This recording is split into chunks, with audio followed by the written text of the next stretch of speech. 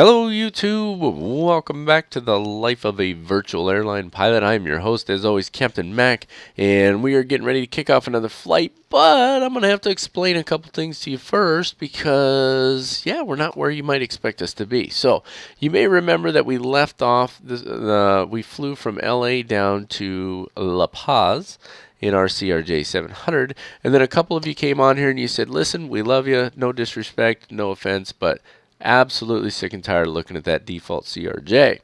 Of course, as you all know, the CRJ promised by Aerosoft, which was supposed to be, I believe, this month, it was supposed to be September, and then it was October, and then it was December, and now it's Lord only knows when. It's only been going on for 5 years after all, right? Don't get me wrong, I'm not trying to badmouth Aerosoft. I actually really like Aerosoft. They put out some fantastic products. I was just really excited about that aircraft. It didn't happen. So, we've been flying this CRJ mission in a default CRJ 700. Oh, shoot me in the face, please. So, a couple of you said, listen, I can't stand staring at that thing anymore. I'm ready to hang myself. Nobody actually said that, but you get the point.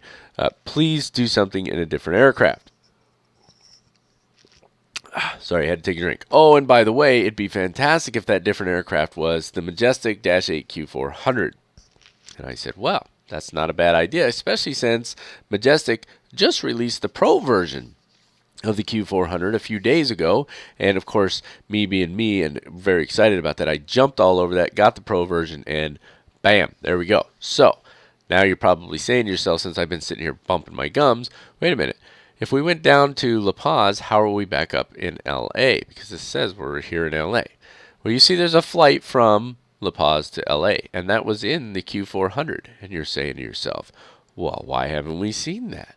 It's very simple, ladies and germs, because the video was 3 hours long. That's right, 3 hours long. Why was it 3 hours long? Because this aircraft is so complex and so in-depth that just going through the originating checks took me like an hour and change. Holy cow, that's ridiculous, right? And it's not so much because I could go through them much quicker if it was just me, but I have to explain it while I'm doing it. And I said to myself, this is insane. My videos are already long. This is going to be long as it is. Trust me, I'm going to get off this screen here shortly. I'm going to stop bumping my gums. So the point is, it's too long. I'm not posting it. We're going to pick up from LA. We're going to be flying the Q400 today. However, it should already be posted at this point. I have put a cold and dark tutorial for the Q400. That is all the originating checks, leading all the way up to and stopping just before the actual starting of the aircraft. Okay? So if you want to see all of the things that lead up to that point, and I'll mention this again when we hop in the aircraft, go watch that tutorial. As we hop in the aircraft here, it's going to be FMS flight planning and then aircraft push and start. Okay, and that's going to make things a lot quicker. All right, I've run my mouth long enough about that. I do have this episode. I'm really wary about putting a 3-hour episode. I even broke it into 2 parts, and it's still longer than all my other videos. It's an hour and a half. So I'm really wary about putting that on there.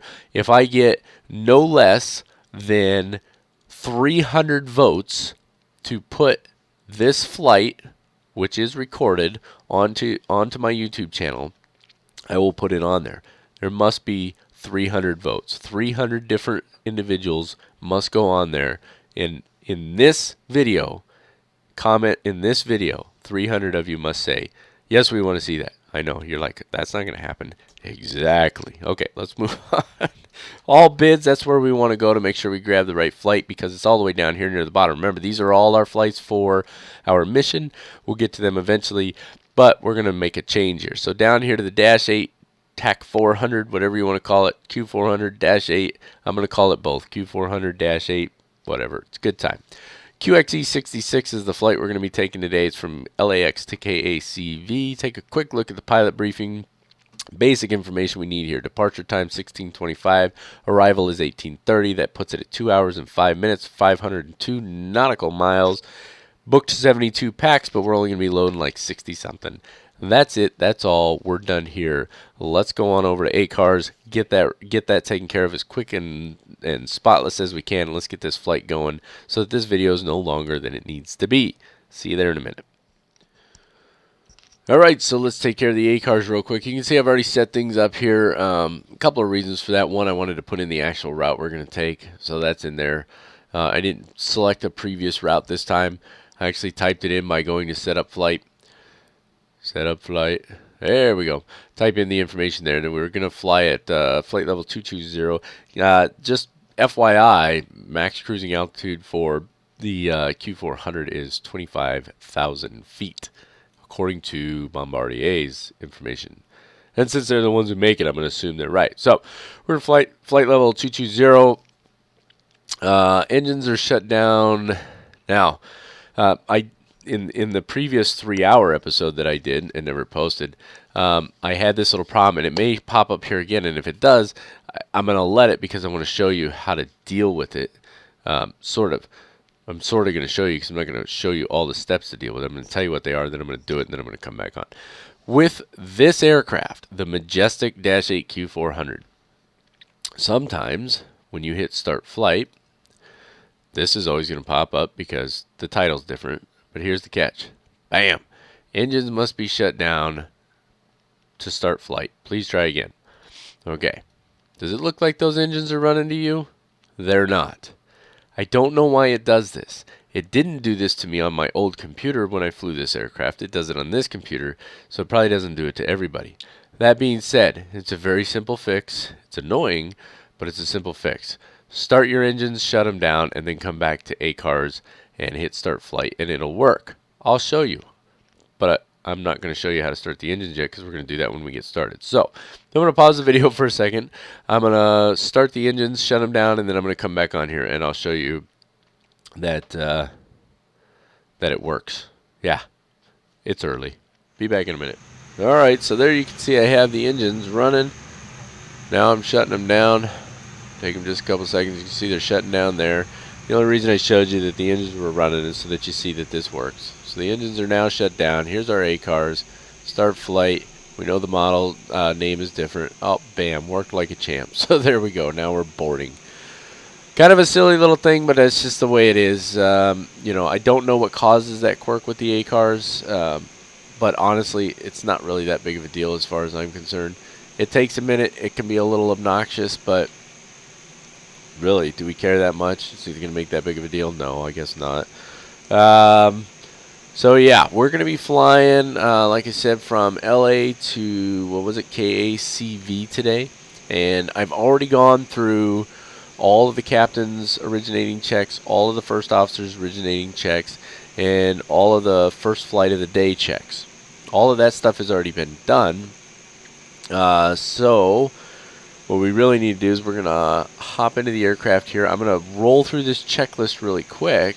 Now, I already mentioned it. All the captain's originating checks, first officer originating checks, all of that stuff is in that cold and dark startup tutorial. The only thing that cold and dark startup doesn't include is the actual starting of the aircraft, because that's going to be in the video here.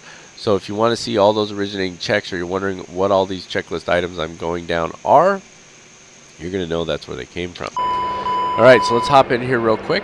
And what we're going to do is we're going to go down a whole bunch of checklist items here really fast. And then once that is done, we are going to set up our FMS, Flight Management System. And then we're going to push and start. We're going to be ready to rock and roll. So, external walk around has already been done. Battery switches are all on. DC generators are on. External power is not necessary. Cockpit lights are as required. All screens are on. APU circuit breaker is in. APU power is on. APU fire test is complete. The APU is running. Documentation's on board. Oxygen masks are good. Gear pins are removed. Smoke hood, torches, crash axe, fire extinguisher, fire gloves, smoke goggles. They're all here. We don't really have them, but there we go. Circuit breakers are all in. Takeoff warning test horn has been tested. Stall computers have been tested, and the ADC has been tested. Circuit breakers on the other side, that's for the captain's side. Circuit breakers on the first officer's side are all in. Oxygen levels are within limits. Forward outflow valve is closed and guarded. First officer's overhead checks. Batteries are all on. Main bus tie. DC gens. External de-ice boot selectors are off. Prop test is off. Ice protection intake doors are open. They're actually closed. To open those, this is why you go through the checklist. Actually, those need to stay closed until after the engine starts, so we're going to leave them closed. I don't know why it says to open. It's kind of interesting. Pitot static switch is off. Windshield heat off. Windshield wipers off. Pilot side window heat is off. All external lights except for our position lights are off. And let's see. Well, I can just keep going here. Seatbelt signs are on. Okay, I'm done because it's already taking too long. So listen, all of that stuff I read and much more. There's several more. You can hear me turning pages here. There's several more pages of information there. All those checklist items were all part of those captains and first officer originating checks. Those are all done in that tutorial, so take a look at it and you'll know what's going on. So that being said, time to move on to setting up our flight plan in our FMS. And I just popped up my flight plan off to my other screen over here. We've already initiated the FMS. We are using an out-of-date database. That's because I actually reinstalled this aircraft. And like a moron, I forgot to update my Navgraph database for my Dash 8.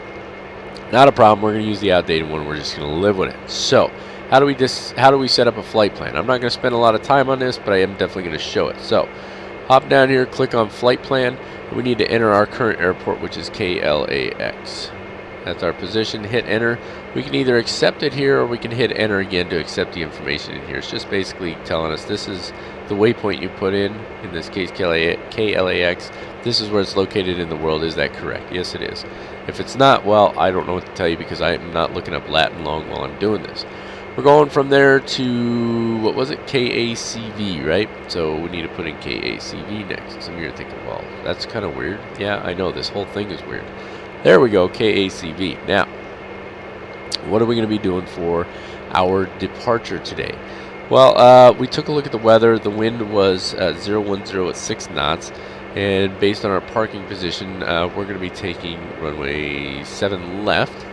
All right, so here's what we're going to do is I'm just going to choose a departure right out of here because I already know which one I want. And then we'll be briefing it as we taxi out. So in order to choose a departure, what you need to do here is click on the last waypoint that's in your flight plan so that it's highlighted like that. No, wait, I'm kind of an idiot. That happens. Actually, what you need to do is you need to click on menu first. Click on menu and click depart. This is where we're going to choose our departure at. We're going to use runway 7 left, so we're going to select number 3 and hit enter. And now it's going to ask us what SID we want to use. Now we're using the Gorman 4 departure, which the short title is GMN4. So it's number 3 there. Enter. And then there's no transition. We're not choosing a transition for this. So it's just the Gorman 4 departure. So we're good on that. So we click flight plan. Takes us back over here. And you can see we've got heading 069 degrees till 526 feet, and then heading 070 manual, and then to VNY and so on. So the simplest way to understand this is the FMS is expecting that you're going to be dealing with ATC and that they're going to be giving you vectors until you get a direct to either VNY or GMN. Okay, so basically what will happen here is after we take off, we'll fly and we'll start making the left turn manually, and you'll see when I brief the departure how that works. And then we'll either, when we're ready to start the when we're ready to turn on the autopilot, start, turn on, whatever, we'll either select a direct to VNY or GMN. And when you select direct to in this FMS, it does not mess with your flight plan. It just takes you to the way directly from where you're at to the waypoint that you chose within your flight plan, and then continues on in the flight plan from there. So it's really straightforward, very simple, and I like it. Alright, so now that we've got our departure in there, what we need to do is we go down here, and we can see there's no link, and then there's our next airport there. That's fine. We're going to click on the no link. I'm not going to delete it at this point. What I'm going to do, let me pop my flight plan back up over here, is I want to start typing in my flight plan. So after GMN, we want to go to EHF. Now there's two ways we can do this. We can click on list, and then we can choose EHF as a VOR. So we can choose VOR. Okay, and then you can see there's a list here. There's 37 pages. So I click next. There it is. EHF is number 14. I can type number 14, enter, and now EHF is in there, direct from Gorman to EHF. Okay. From EHF, we're going direct to RBL. So a different way to do it is I could just type RBL in here. So RBL, hit enter. It's going to ask me if that's the one I want. Red Bluff, it is. We're good to go there. From RBL, we're taking an airway to Jaeger intersection. All right. So to do an airway, I can type it in, or an easier way to do it is click on list, click on airway, and then we're taking airway Victor 195, which is number 5 here. So select number 5 and hit enter, and then it's going to ask me where I want to take it to. Now we're taking it to Jaeger, which is number 11. If we go through this list and we don't see the waypoint in here, we can type it in up here, and as long as it's in our nav database, we'll be good to go. So we type number 11, enter, and now you can see it entered all the waypoints in there from RBL. Then there's Burrs, Tomad, Dins, and then Jaeger. And then from Jaeger, we're taking Victor Airway 607. So again, highlighted on the no link section there, we can hit list, airway, Victor 607 is number 2, enter, and we're taking that to ACV, which is number 4. So number 4, enter, and that's it. I'm going to leave the no link in there because now there's no arrival procedures, there's no stars for the airport that we're going to, and ACV is obviously going to be the VOR that's located at our airport. So it's going to be a manual approach. I don't think there's any specific approaches in there, but I haven't looked at all that yet. The point being is that we're probably not going to actually fly to ACV, so we may end up deleting that. And deleting is very easy. You just hit delete and then you hit it again to verify it on whatever you're highlighted on. So you just highlight, hit delete once, and then when you hit it again, it deletes it. I'm not going to delete it right now because I don't want to. Well, might as well now. There it is, it's gone. And you can also insert in there. I can go list. Nope, that's not the way to do it. Return. There's a way to insert blank in there, and I forget what it is. Maybe it's menu. I don't know. Doesn't matter. Not too worried about it. We've got our flight plan in there, so we're good to go on that. There's nothing else to do with that, but we do need to take care of our performance and our fuel. You can see there's nothing in our performance page right now. If we go over to our fuel, now remember, and I got to pull this thing up over here, our fuel information is on our control panel. Let me show it to you here. Remember, we entered fuel information on here. Now, you didn't see me do that on this in this video, but it's in that tutorial video. This is where you get your fuel information and your weight information from. Okay, so if we want our 0 fuel weight, we're going to look on that control panel, or we could write it down. But our 0 fuel weight for this flight is 24,959 kilograms. So we highlight this, 24,959 kilograms. We're going to go hit enter, and there's our 0 fuel weight. Okay. Fuel on board right now, easiest way, we can just look right here. We've got 1295 and 1355. So I can just add those together, and I'm going to actually do that 12 because I've been using the APU. So I want this to be as accurate as I can, so I want to account for the fuel that I burned. So 1295 and 1355, and I know a couple of you have already screamed out the answer because you're math geniuses, but that's fine. So we're going to go there. That's 2650 is what I'm coming up with. So for fuel on board, I'm going to put 2650 right now. There we go. And then we can hit the next page here, and this is already starting to calculate some of the information. I'm not going to put the number of packs or cargo in there or any of that, because when I do, for some reason, it takes away my 0 fuel weight.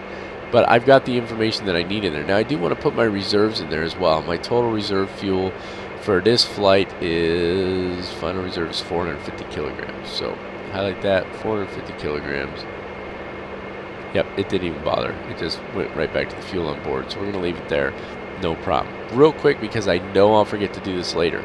Fuel transfer. Just so that you know, if I want to even these out, which I will do later in flight, all I do is left click this, and then now the pump's gotta be working. It's not gonna work while I'm sitting here on the ground.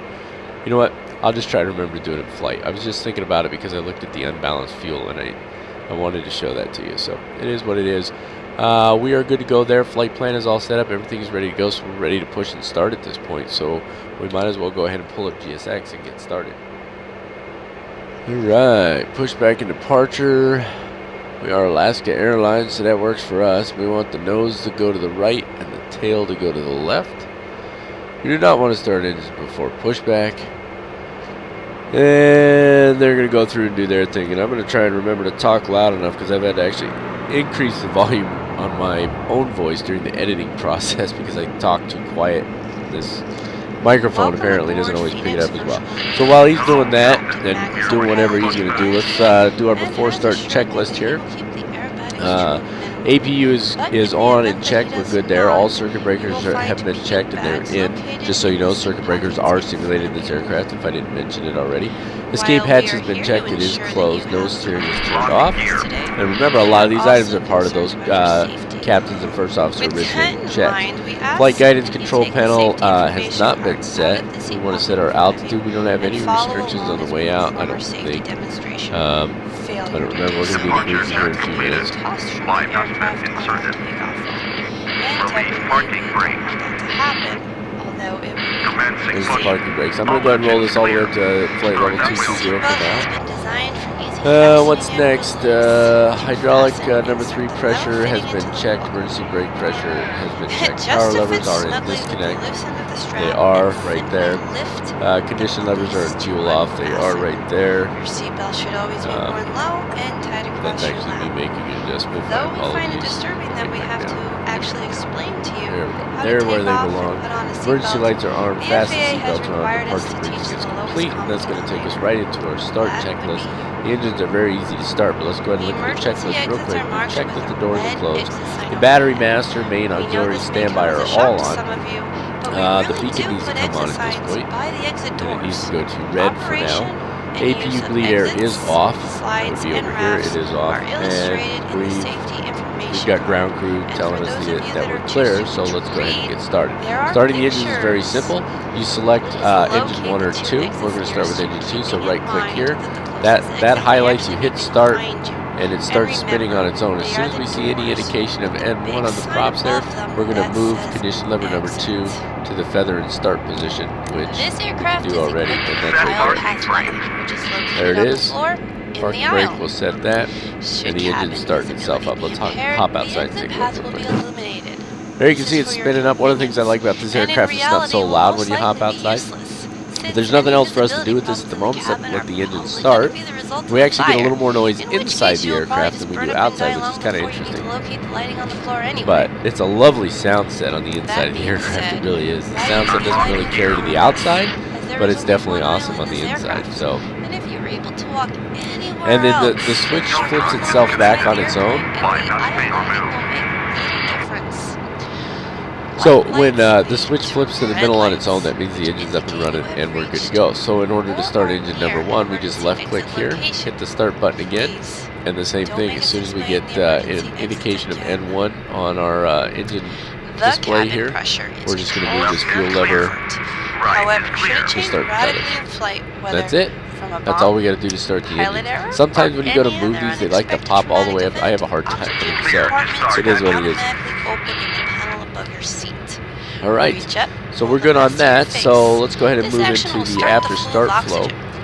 Place the mask over both your mouth and nose. Secure with an elastic band as your flight attendant is demonstrating. Tighten by pulling on the ends of the elastic bands. Even though oxygen is flowing, the plastic bag may not inflate.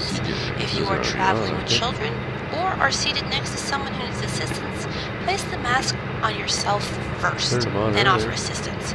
We know how much you love your children, but go to our if you after start attempt to flow, put make the sure we mask didn't on miss them something. first, This you will levers need to go to pass maximum out at due to 1020. lack of oxygen in the air at Move those all the way up. APU and comes they are off at unlikely this to point, help you. and all we have to do That's is just turn one really the jet long off sentence. and then turn the power off. Anyway, those engines coming up after now. I all, love the you sound do of love it. them, but Main you will bus be tie needs to unconscious, go off. and your children will not help you. They will just let It you already die. is. It sounds like something's changed their position Continue using somehow. the mask Ice until protection is advised by required. We a don't need any uniformed ice protection crewman at the to moment. remove it, or unless the Move plane on. has crashed, at which point it We'll doesn't check the matter rudder travel anyway. here shortly. Nose steering can come on at this point. Your A lot of hopping individual around life in here, vest but I'm is trying to do it located quickly as in well, a so pouch my beneath your apologies seat. if I'm hopping Should around use too fast. become necessary, Nose steering can go on at this plastic point. packet, slip it over your head Radar and can pull go to downward standby on if the it front hasn't already panel. been put there. Bring the strap around your waist and insert it into the buckle in front of you. Pull on the loose strap until the vest fits snugly, just like any other life vest you would put on. So we're good there. As you leave the aircraft, inflate the vest by pulling down firmly on the red tabs. Do yourself a TCAS. So favor to turn on and TCAS, I think I wait mentioned it until earlier. you're The test actually is already outside of complete. the When you're on aircraft. this page The here, vest may be you need to hold morally down this inflated by button for blowing a into few the seconds, inflation for like 2 tubes at seconds, and shoulder then it level. flips it on there. Each vest has So a we're gonna leave it rescue light on normal, the shoulder for and we're night good to go use, on that. which is water Flaps set for activated. takeoff. We're By doing a flaps pulling 5 the takeoff today. We light talked about that by earlier. removing the pull to light let's tab see, engine rating. located on We need the to hit the battery. top engine Though we rating, are which is flying going to be this guy nowhere right here. near water And we today, want it at we still have to 90%. explain this to you for some reason. There we go. Hit In it twice. preparation for Once takeoff, is in top please ensure 100%, that your twice seat is backs, in top 90%. tray tables are in their That's full, what we want. upright, and 90% for stored our takeoff position. today. Even though this Auxiliary has tanks absolutely both nothing to on, do with or the pumps anything, both on we are for the going to auxiliary continue tanks. to Standby demand that you meet PTU this pumps on requirement. for hydraulic pressure. Ensure that your seatbelts Control are those securely both on. fastened since We've we already have done the now hydraulic shown you number 3 how. and elevator check. I'm not And going to all of explain your that one today. carry-on I'll do it items another are day. securely stowed. Bleed air is required. We Federal don't need a aviation de-ice regulations pressure require check. customers to That's this one comply down with over here. We lighted checked it. It is customer good. information signs. Now, into the Other after motion start signs checklist. and crew External member power and instructions. APU are both off. Please Main bus tie is observe off. the Ice fasten protection is seatbelt checked and and other good. lighted Rudder travel signs is good. until they have Rudder been turned on by actuator the test has captain. been completed. Nose Thank steering you is for your on. Auto attention. feather needs We to will be be selected. airborne shortly. There's the auto feather there. Batteries have been checked. Flaps are already set. Auxiliary standby PTU pumps are on. Hydraulic pressure and quantity has been checked. Hydraulic number 3 in elevator has been checked. Caution and warning lights. Let's see. This is a dark cockpit, so there should be any cautions or anything that are on need to be dealt with. So this one's the parking brake and this one's the pitot heat. Now here's the deal on pitot heat. When it comes to icing equipment, pitot heat goes on, period. That's my understanding of it. That's why there's a caution light there for it. If I'm wrong about that, please feel free to correct me. What's left? Altimeters need to be set and cross-checked. We are at 3020. And there's our alt number popping up so you can see it. 29990 is what it's at right now. We need to go to 3020, which is up quite a ways actually. And that seems like it might be a little high, but I'll double check that as I'm taxiing out to make sure that we haven't set that incorrectly. And basically it's time to taxi out now. So after this will be the before takeoff flows, the before takeoff checklist, which means there's nothing else to do but taxi on out of here. As I said before, we're going to runway 7 left, so we're going to be hanging a right up here. And let me turn my track IR on because it's a lot easier to taxi with this thing going, isn't it? And let's see, parking brake is set, so I'm going to turn that off. And I'm here to tell you. Let me make sure A-Cars is running. I didn't notice it. Oh yeah, it's tracking. Okay. When you're taxiing this aircraft, you really don't want to use the brakes so much. Listen to the sound of the engines. Okay, you hear how they lighten up as we start to pull forward? That's good. Now remember also that the steering tiller, okay, I've got it mapped to my yoke because you can't map it to your rudders on this aircraft. You can't do it. So just keep that in mind. Alright, so the rudders give you about 18 degrees of travel, and then the yoke does the rest. So for small turns like this, I can use the rudder, but when I want to turn up here, I need to use the yoke. Now, keeping that in mind, listen to the engines. Instead of using the brakes, you can see my speed's picking up a little here. Now listen to my engines.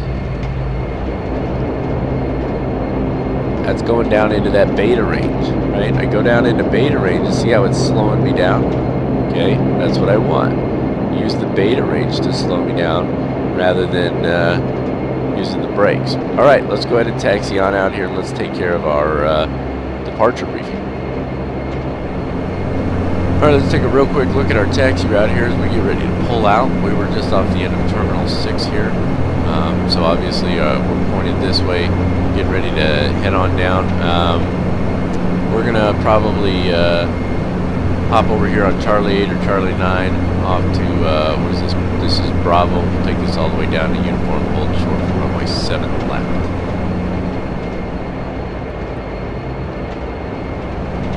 Alright, let's take care of this departure briefing.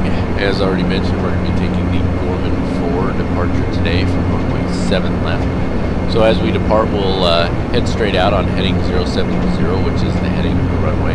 And it doesn't actually give an altitude restriction, but at some point we'll be making a left turn to intercept the 126-degree radial for the VNY VOR, which is Van Nuys Airport right here. We probably won't go that far out. I'm not overly concerned about intercepting about intercepting the 126 degree radial. We are going to VNY anyway, if I remember correctly from our flight plan.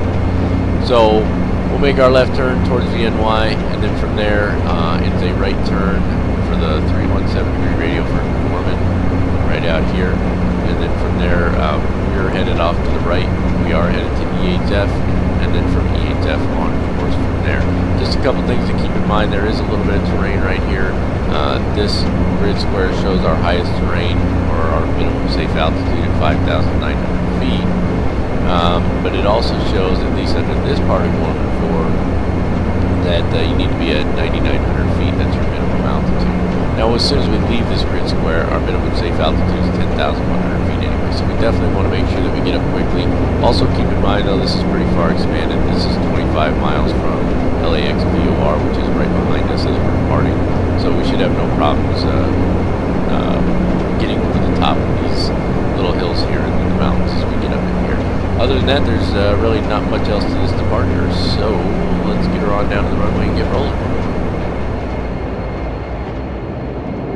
Alright, now that we're holding short of the runway here, let's go ahead and take care of that before takeoff checklist. Flight attendant notifications have been made. Takeoff briefing is complete. Condition levers need to be set to max. Let's make sure that's done. They're set to max over here.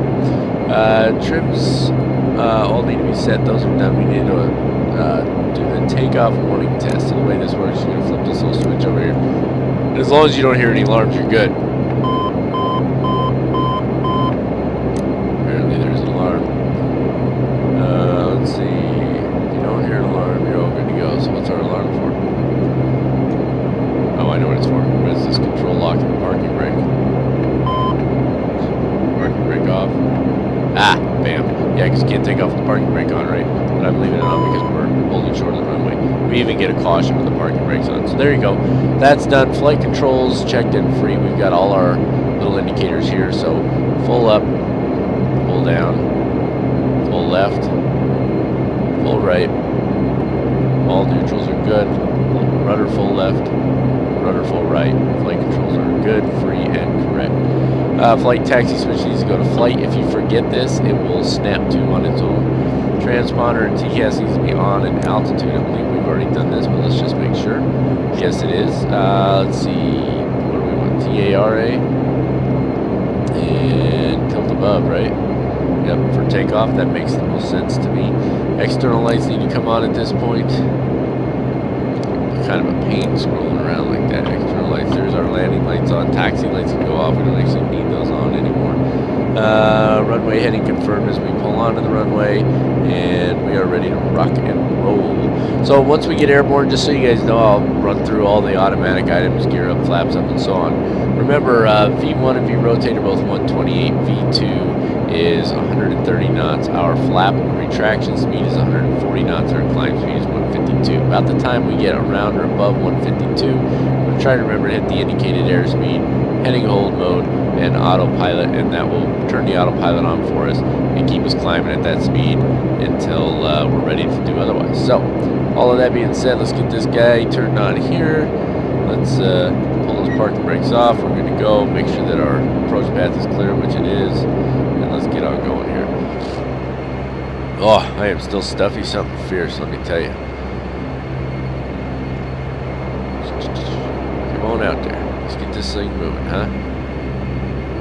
Still clear. I know it snaps around pretty quick. My apologies. It's just the way I've got it set up. It works better for me, so I don't have to quite move my head so far, so that I can actually look at my screen instead of, you know, otherwise it really looks silly me looking off to the left and trying to turn my eyes to the right.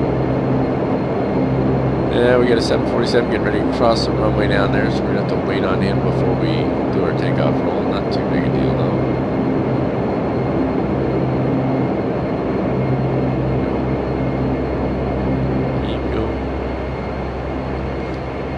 Well, he's taking his time, isn't he?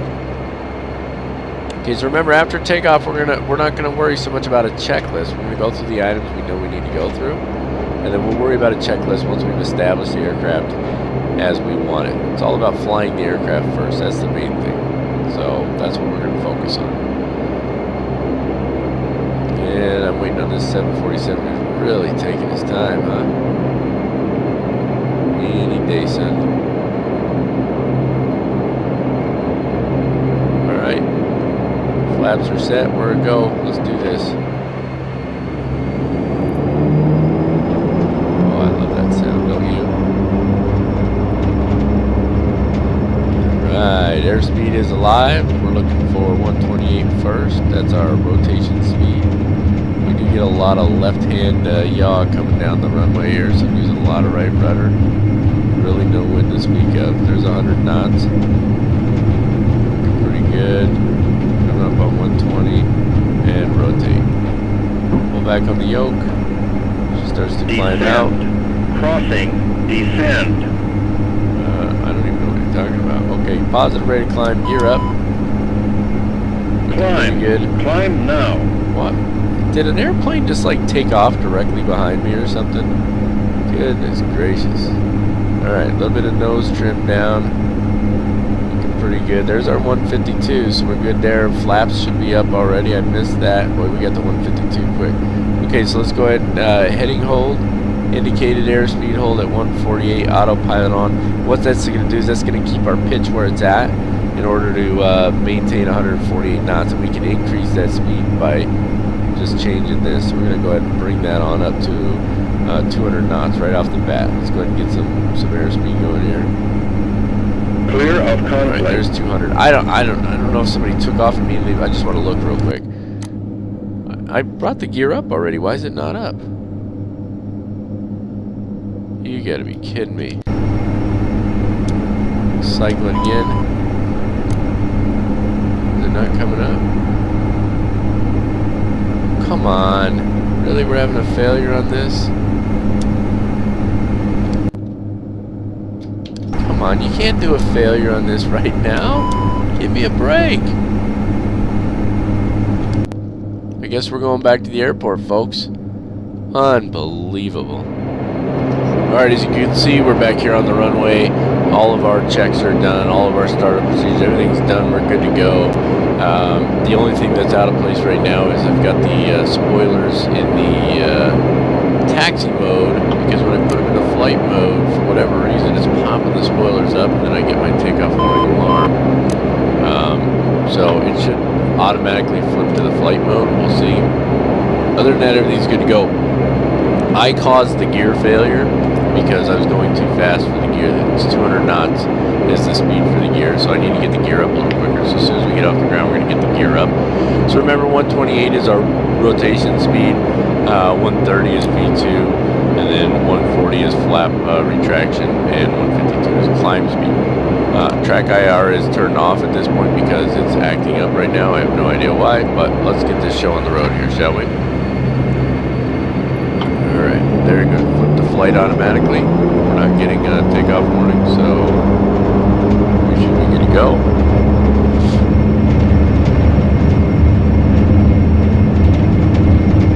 Airspeed is alive. A little squirrely down the runway here. There's 100 knots. Coming up on rotation speed here pretty quick. And rotate. Positive rate of climb. Descend. Gear up. Okay. Flaps up. Oh, a little high there. Bring it nose down a little bit. A little bit of trim. Yeah, I know. Okay, let's try this again now. Everything's indicated properly. Indicated airspeed looks good. Autopilot on. Heading hold on. And we should be good to go there. Alright, I think we're actually good this time. What did he say? I didn't hear anything.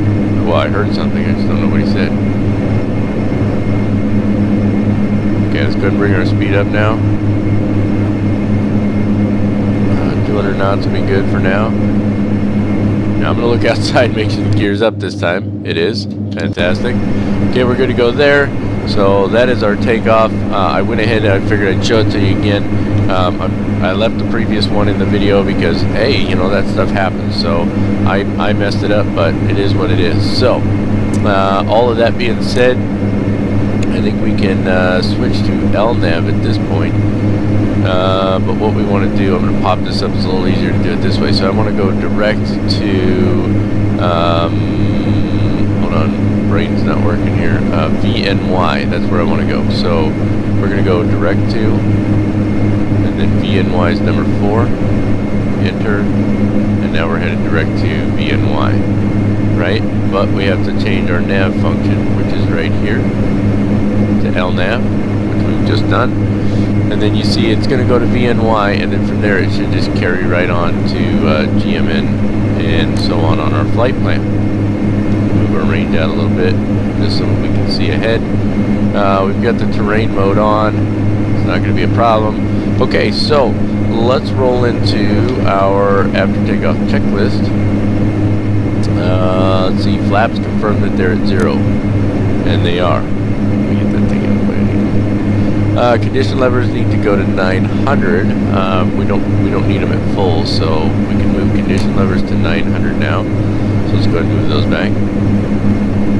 There we go. Condition levers at 900.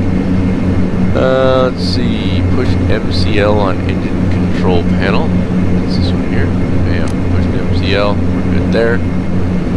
What's next? Auto feather comes off at this point. Auto feather is now off. M-top switch push off if required. We don't need to. Auxiliary pump switches can come off. 1 and 2. Standby hydraulic pressure PTU switches come off. These 2 here. Bleeds on and normal. Top here. Normal and on. There we go. Then taxi light can come off. Taxi light is off at this time. Pressurization panel check. Everything's looking good on there. Ice protection set. We've got our pitot heat on, so we're good there. Let's see what else. Part of our climb checklist. We've already done landing gear. Flaps are good. Power is set. Auto feather is off. Auxiliary standby PTU pumps are off. And everything else looks good. Oh, sorry for the sniffles there. So all of that being said, everything's looking pretty good. Once we get over 10,000 feet, we're at what, 8,300 right now.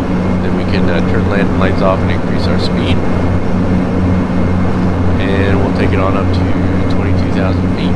So that's pretty much it for now. Everything's good to go. We are in the air. We did have a mishap. I didn't show the landing because we turned around and landing because the video is already long enough. So we just showed the takeoff again. I hope you guys appreciate the way I did that.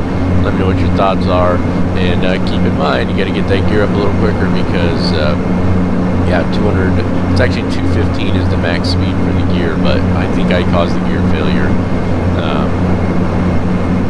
because I went too fast. I mean, simple as that. So here we are. We're off and we're running. Checklists are done, so there's nothing else to do until we cross 10,000 feet, which we're actually doing right now. So we'll do that flow real quick, and then I'll sign off for now. Approach lights and flare lights come off. Flight attendant notifications are done. Condition levers, it says as required. 850 RPMs for a slightly quieter climber, 900 for best performance. We're going to stick with best performance on this one. And let's see. That's pretty much it. If we have any icing, we'll deal with that as we go. But otherwise, it's nothing until we get to the cruise checklist. So I'm going to hop off of here for now. And I will see you guys when we get to cruise altitude. Alright, here we are at flight level 220. There really is not a cruise checklist for this aircraft. It's nowhere in the documentation that comes with it. So I think it's the obvious things. We want to monitor our instruments. We want to monitor our fuel flow. One of the things we want to keep an eye on is we want to watch our fuel predictions on our performance page or even your fuel page, either one. It shows our current fuel on board and our predicted fuel on board upon arrival. You can see we're predicted to have 597 kilograms or 33 minutes of endurance, giving us a range of 181 nautical miles. Basically, we're just keeping an eye on this. If for some reason we're hitting a really strong headwind or something, this starts to go down, that's something we want to be aware of and watch closely. So we're going to monitor that. One thing I do want to show you while we're here, I think I mentioned it when we were going through the startup, is the fuel transfer. So you can see we've got 885 in the left tank and 900 in the right tank.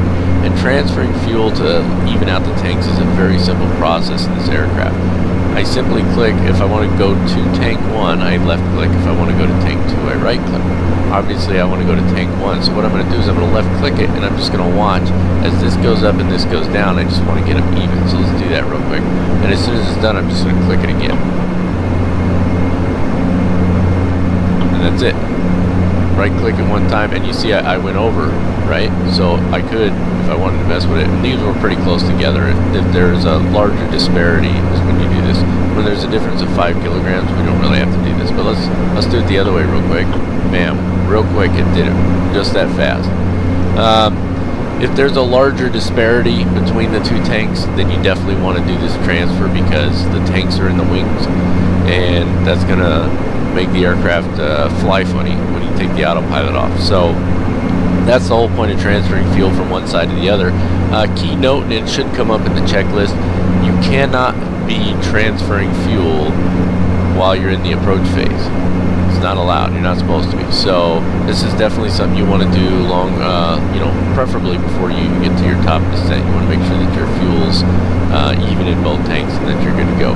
Other than that, there's nothing to do with the cruise altitude, or there's no, like I said, there's no cruise checklist. I'm blathering on here. There's no cruise checklist, so we're monitoring our instruments, we're monitoring our fuel, we're keeping an eye on things. Big thing we want to keep an eye on is ice.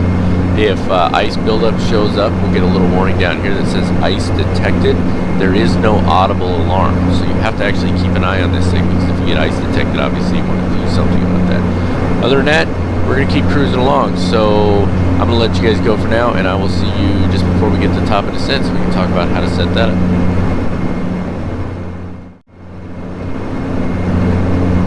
Alright, we're getting near the top of the descent here. Excuse me. And I want to go over a couple things real quick before we get too close. I want to show you how we set it up first of all, so that you understand how you can use the VNAV function in this aircraft. So what I did here is, let me throw this over to flight plan. You go to your flight plan page, scroll down to the waypoint that you want to set a restriction at. Okay, so in this case, I want to be at 8,000 feet at Jaeger. And the reason for that is you'll see the minimum safe altitude is 7,100 feet or something like that in the area of KACB until you are on approach, or until you're out over the ocean. So I just went ahead with 8,000 feet. That was the easiest thing for me to do. So I put 8,000 feet in here first. You just highlight it by clicking here, and then put in what you want to hit enter. Now, once you've done that, you click on your VNAV button. Click on the 2 button here, okay, and then you choose the waypoint you want. In this case, it's Jaeger, so it's 4, right? Hit enter. You don't need to put anything here, but the altitude populates automatically, so hit enter again one more time, and then the target speed that you want, the target vertical speed, which in our case is 1,800 feet, hit enter again, and then it's going to tell you how long till top of descent in distance and in time. So we get 2 minutes until top of descent, and that's our top of descent alert right there. Okay, so once we get our top of descent alert, all right, we can hit the VNAV button. See if it'll let us. Straight here again. Okay, so it's not going to let us hit it right now. All right, but we want to keep a close eye on this, because you can see our little top descent marker right there. Okay, so when we get within, it says within 2 minutes. We're within 2 minutes, but probably it's more like within 5 miles or something. So as we get a little closer, we'll click the button again. What you'll see is VNAV will show up right here in white lettering, and then it'll automatically, once it reaches that top descent point, it'll automatically intercept the VNAV and descend at 1,800 feet per minute until it gets to 8,000 feet at Jaeger, which is what we're trying for. Okay, so that's how we set that up. So while we're waiting these last couple minutes, let's go ahead and take care of 2 more things actually. Even though this is more part of the approach, I just want to pull this up real quick. There it is right there. We're going to be doing flaps 35 due to the runway length. So basically the information Majestic put out is if the runway is less than 7,000 feet in length, you're going to use flaps 35. So for us, our VREF based on our weight is actually between 116 and 120, but when I've flown this before, I'm telling you, that is slow. So we're going to just go with 120 as our VREF, and we'll be fine with that. And you'll see why we're using the flaps 35 when we do our approach briefing here pretty soon. Let's try hitting VNAV again. Still won't let us do it. How far out are we? 7 miles out. I'm thinking you gotta be less than 5 miles. So let's go through our descent checklist real quick. Altimeters need to be set and cross-checked. That's not until we get below 18,000, but those are gonna go to 3018 when the time comes. Fuel balance is already checked. I showed that during the cruise phase there. Pressurization is set, and you can check that right up here. The field elevation is 222 feet. We got it set to 249. That's as close as we get, so we're good. Cabin announcements are good. Fasten seatbelt switch is on. I never turned it off. I usually don't, so we're good there. And it says approach briefing complete, but we're not doing the approach briefing yet. So we're not going to do the in-range checklist yet either. So basically what we want to do now is there's actually 2 sets of checklists here. So I just want to check our descent checklist over here says check our pressurization. Ground proximity warning, flaps set as required. We're going to be landing flaps 35. So we need to set that on flaps 35, and then the briefings. And there is no. Let me hit VNAV again. I don't want to overshoot it. Why is it not working?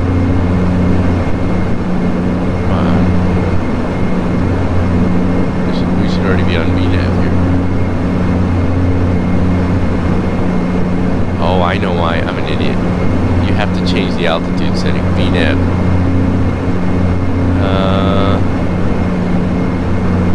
That's way too much. Okay, so I'm trying to intercept it now. I need to roll those throttles back. You basically need to bring them back to idle, flight idle. Okay, we're descending at what is that, 2,000 or 2,900? 2,900 feet per minute. It's a very fast descent, but VNAV is armed. I'm an idiot. I forgot. You have to change the altitude selector setting knob. So yeah, there you go. So hopefully what'll happen here is as we intercept that vertical navigation course, it'll change to 1,800 feet per minute. We'll need to keep an eye on that because we rolled our throttles back. There is no auto throttle in this aircraft. So, but descending at 2,900 feet, there it is, VNAV path. It just intercepted the VNAV path we want, so it's going to change to 1,800 feet per minute. And in order to keep from losing all our speed, we're going to want to just add a little bit of throttle in there. Not going to need much, just a little bit, but we want to keep an eye on that airspeed and keep it at or below 250 knots, but we don't really want to go below 240. So, and the props on this aircraft are very responsive, so you put them where you want them and they get there quick. Alright, so I'll just play around with that a little bit as we're going, but we're on our descent now. We've taken care of our descent checklist. We're good to go there. I've shown you how to set up the VNAV. Now, once we get to Jaeger, we're going to be going down to 3,000 feet. Beyond Jaeger, we've got knees, and then from knees, and you'll see more of this. Oh, VNAV pad thing. You'll see more of this when you see the approach briefing, which I'm going to do here shortly. But Jaeger, knees, ACV, which is right over the top of the airport, because the direction we're going to be landing, we're going to fly over ACV, and then we're going to make a left turn. I'll explain that during the approach brief. But at Coldu, we need to be at 3,000. So probably at ACV, we'll do that VNAV thing again, or just before ACV, we'll do the VNAV thing again.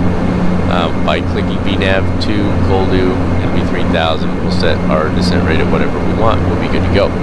So that's how we do the VNAV. All right. Do we have to do anything else here? Let's go ahead and do our in-range checklist real quick, just so that we've taken care of that. Transition altitude, Captain. Transition altitude, so 3018 is what we want to set our barometric pressure to. I'm going to go ahead and raise this up so that you can see it, because I I know you can't see that way down here. So 3018 is what we're looking for. There it is, 3018. You know, depending on how close your VNAV is actually at, you want to be careful about how quickly you change that when you're using the VNAV mode, because otherwise you'll descend or you know, either your rated descent will go up rapidly or down rapidly, and it can just cause a problem. So sometimes you want to make sure you don't do that too fast. We did it kind of quick there, but we're good. All right. Ground proximity warning system landing flap setting is selected at 35. Fuel transfer is off. Hydraulic pressure quantity check. I'll I'll just pop it up for you. We've got plenty of hydraulic pressure, so we're good there. Caution and warning lights, check. We have no caution, no warning lights. It's a dark cockpit, we're good. External lights on. Once we go below 10,000, we'll turn these lights on here. The rest of the lights remain as they have been to this point. Ice protection is set. Currently, we haven't had any icing conditions. We'll keep an eye on it because we are coming into some clouds here, and we may pick up some ice. So we'll definitely keep an eye on that. Flight attendant notifications are good. And that is it until we get to the approach briefing. So I'm going to let you guys go for now. We got a few minutes yet. And then we'll hop on here, take care of the approach briefing, and then fly the approach. So we shall see you shortly. Alright, the first thing you're probably going to notice for this departure briefing is that we're not using a Lido chart. And the reason for that is Navigraph doesn't have KACV airports in their database. Not really sure why that is, but I just went on to airnav.com, pulled this chart up, no problem, we'll brief with this one. So we're flying into Arcata Eureka Airport in California. And a few key bits of information here.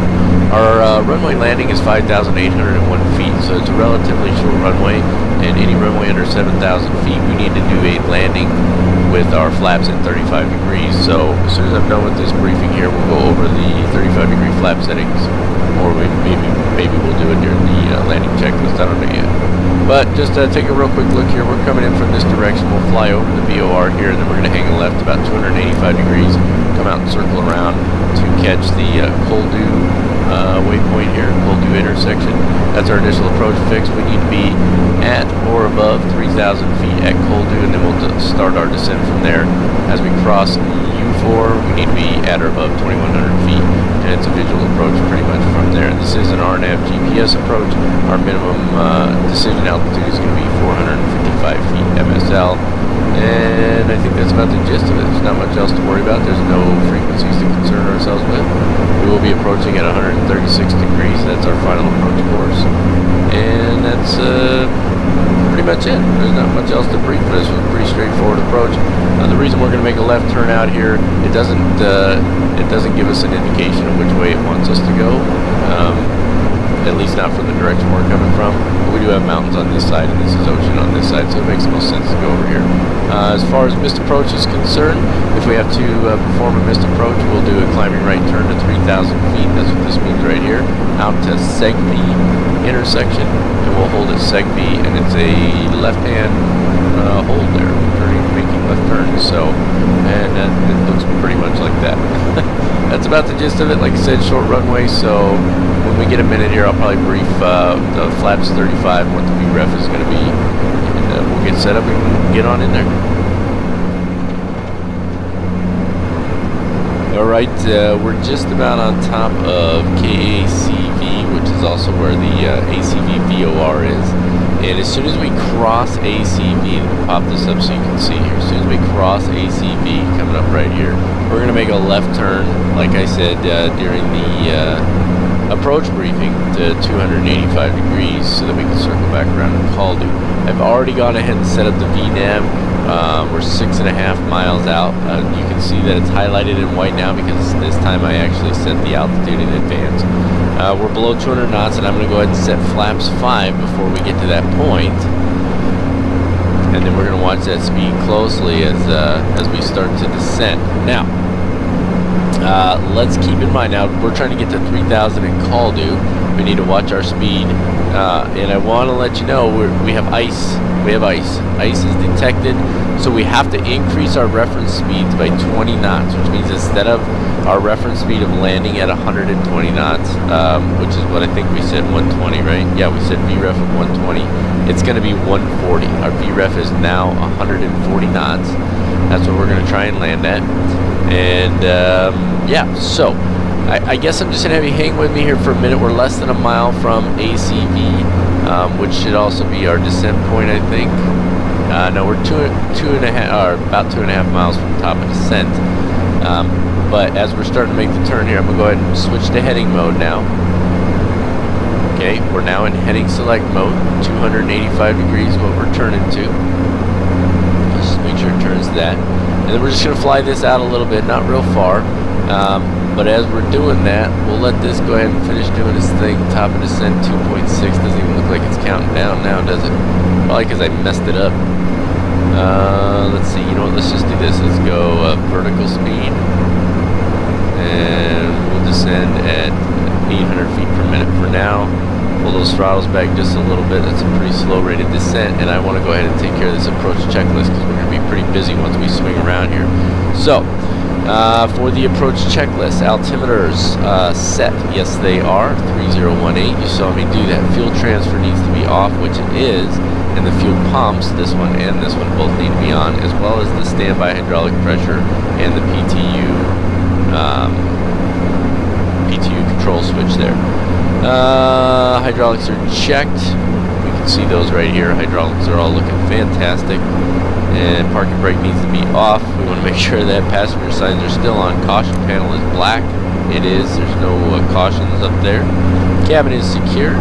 And then ice protection. We will have full ice protection on for landing.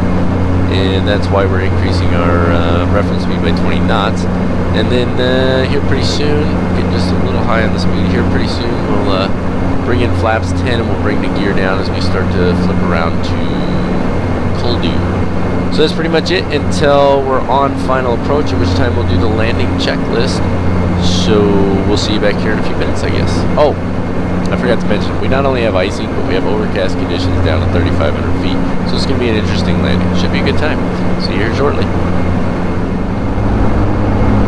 Alright, we are approaching Coldu at this time. We've taken care of just about everything. We're bringing in the next flap setting now. Need to bring in a little more power with that so that we don't lose too much speed. So I'm watching that right now. This is a good responsive aircraft when it comes to this, so that's one thing I really like about it. We just want to watch it, make sure we're not going too fast, too slow. 172 is pretty much the max for flaps. Boy, it didn't go all the way, did it? No, that's flaps 15. Okay, so we're looking pretty good right now. Like I said, we're just about to Coldu. I've already set up an automatic top of descent from Coldu to U4, so that we're 2100 at U4, which should put us underneath the clouds and give us sight of the runway and have us at the right altitude based on the approach briefing. So what I want to do at this point, I'm still kind of watching that power. Gotta watch that close. You don't want it to overspeed, that's for sure. So let's go ahead and take care of our before landing flow, and that'll roll us right into our landing checklist. Landing gear is down at this time. Standby PTU pumps are on. See those two right here. Tank auxiliary pumps are on. These two down here. Reduce NP as required. I'm not worried about that right now. Condition levers are at max. They are. And bleed flow knob is at minimum, which it is right there. And flight attendant notifications taken care of. Remember that we do have icing conditions. So for the moment, actually it looks like the ice has probably died off. You know what, we're not going to risk it. We don't know if we're going to hit more ice. We're going to continue leaving the anti-ice on, and we're going to keep our reference speeds up. So we're good there. Bring in just a skosh more power here. Alright, we're good there. Just about to turn at Coldu. And yeah, so about the only thing left, drop a couple more knots here, and then we can bring in our full flap setting, and that'll pretty much bring us on to final. So we still got a few minutes before we're actually going to be on final, so I'm going to go ahead and just cut the video away for the moment. I'll come back when we're on final. We'll take care of that that landing checklist real quick, and then we'll be good. We'll land the airplane. Alright, just about on top of our descent point here. In fact, we're on top of it right now. We're starting our descent, so we should be popping out of the clouds here shortly. Let's go ahead and take care of this landing checklist while trying to keep an eye on our speed. Ice protection as required. We have it turned on. Landing gear down and 3 green. That's good. Let's see, condition levers are set to max. Flaps are set to 35, and bleeds are minimum and as required. So we're looking fantastic. There we are, breaking out of the clouds right there. We can see the runway ahead, so what we can do is go and reduce throttle just a little bit more here, and let's turn the autopilot off at this time. Okay, autopilot's off. We're going to continue this rate of descent and slow down a little bit. And yeah, we're looking good. So basically it's just flying her all the way in now. I know it's a little ways out, you know, and it's a pretty slow approach. It's going to take us a couple minutes here.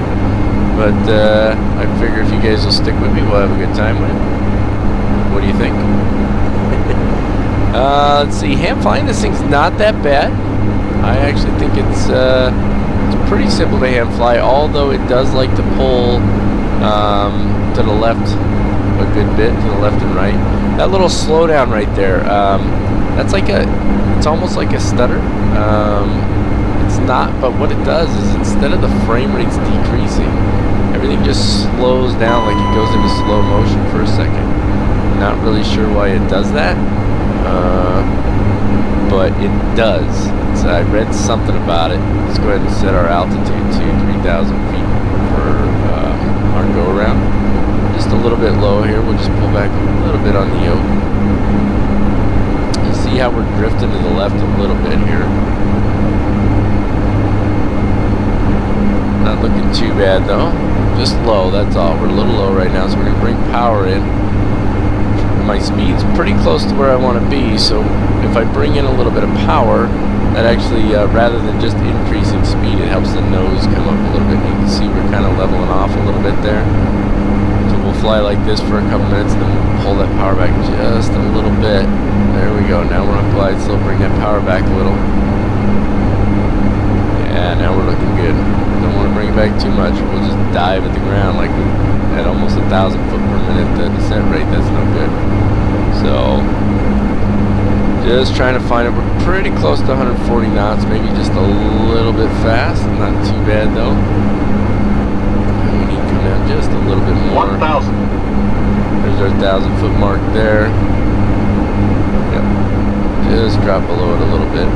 That's alright. Just bring the nose up a little. Trying to get that speed down a little while I'm doing it. That's why. So looking pretty good right there. I like that. Let's see if we can hold that. The tips that I read on it said don't try to fight with it too much. Really, it's just the feel of it. Of course, you can only feel so much in the sim, so it's really a visual thing. So you're just kind of playing with the throttles, and see there's that little slowdown. It's not really a stutter. It doesn't stop. It just slows down for a second. So yeah, just kind of up and down on the throttles a little bit, trying to maintain that glide slope, and don't worry so much about the speed. That's what I basically got from it. So that is a short runway. Coming in right over this road too, a little more speed. See, every time I add that speed, it brings the nose up just a hair. If I back the speed off, it brings the nose back down. 100. We're good. We're good. Minimums. Good. Oh yeah, fantastic. 100. Looking beautiful. And we'll do the same thing. We won't really flare. We'll try to use the throttles 50, for the flare. 40, 30, 20, 10. Settle down, baby. Oh, a little rough there. Oh yeah, minus 224. We need to go to full reverse on this one. So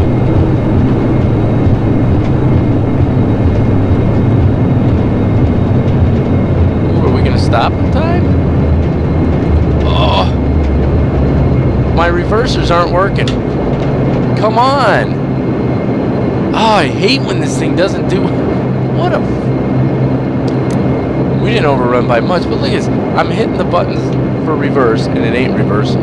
Oh, now it wants to reverse. I really just. God, that's so frustrating. Oh, it's reversing just fine now. Come on, that was ridiculous. It was a good landing. I put it down nice and stiff. Full friggin' brakes, the whole friggin' shebang, and we still end up overrunning the end of the runway a little bit. That's just ridiculous because the reversers didn't want to come on. Sorry, I get a little upset about that stuff. It's just, come on, you know, just work properly, for goodness sakes. You know, the amount of money we spend on this stuff, everything should work properly. It's just my opinion. You know, maybe I'm wrong, maybe I'm not, but you know what? When I spend that much money on an aircraft and the computer and the sim and everything, you know what? I expect it to work. And rightly so, don't you think? Rightly so. Alright, I'm done yapping about it. I'm done complaining. Let's come to a stop here for a second. Let's take care of our after landing checklist. Control lock needs to go on at this point. That's this guy right here, so we'll bring that on. Let's see, anti-collision lights need to go to red. I'm actually not sure why that is, but there we go. They go to red.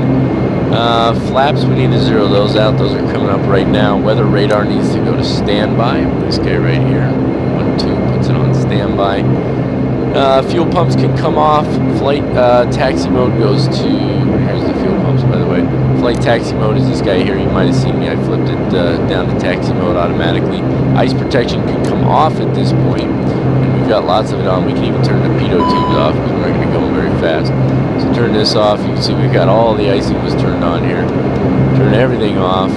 All right, we're going to go there. What's next? Main bus tie needs to be tied.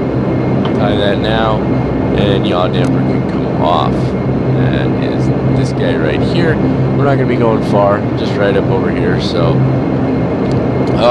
my apologies for getting worked up like that. It's so frustrating sometimes. You know, I'm hitting the button. I'm hitting the button that's supposed to go to reverse. My throttles are all the way in beta range where they're supposed to be, and it wouldn't go into reverse. And I overran the runway by just a little bit, and I put it down. You know, it was minus 200 something feet per minute because it's a short runway, so I didn't mess around with it. I put it on the ground instead of trying to get a nice cushy smooth landing. We had to land a little faster, 120 knots or 140 knots because of icing conditions. Okay, so not the end of the world, but I landed it, you know, where it needed to be landed on the runway, and still didn't stop it in time. That just that irks me a little. I guess I shouldn't get so upset about it. It's not that big of a deal. You know, it is what it is, but I mean, obviously in the real world you certainly don't want to run over the end of the runway, right? So further forward here, and we'll stop it right there. Bring the parking brake on. There it is, it's on. Okay, so we got her stopped here, so let's go ahead and just jump right into our, right into our shutdown checklist. The parking brake is set. Hydraulic pumps and PTUs are on normal, so these two come off now. There we go. Power and condition levers, disconnect and start and feather. So the power levers right here are already basically in disconnect, and then we can bring these to start and feather right there. Okay. Not off, start and feather, although it sounds like they're shutting down, doesn't it? Nose steering needs to go off. That's up over here. Nose steering can come off now. And where are we at here? There we go. Weather radar, if it's on standby, it needs to go off at this time. Transponder and TCAS needs to go off. We just hold this button down for a couple seconds. That puts it in standby and we're good. Bleeds minimum and off. They're way up over here. That's minimum, and those two go off there. All right, GPU, APU, we're not going to fire up either one of those.